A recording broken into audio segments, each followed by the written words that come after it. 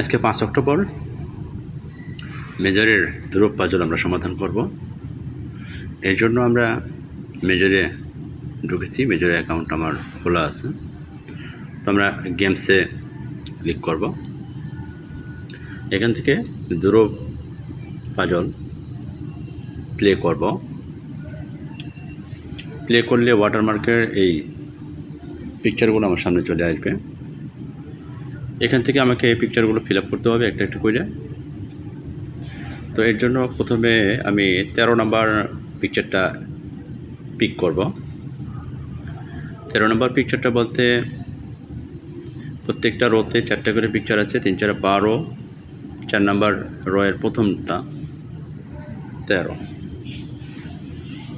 এরপরে হলো আমাদের 6 নম্বর। 6 নম্বর পিকটা নেওয়ার জন্য আমরা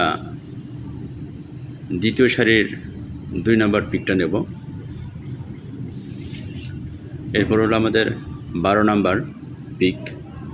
12 নম্বর পিক নেওয়ার জন্য আমরা চলে যাব 3 নম্বর সারির একদম শেষটায়।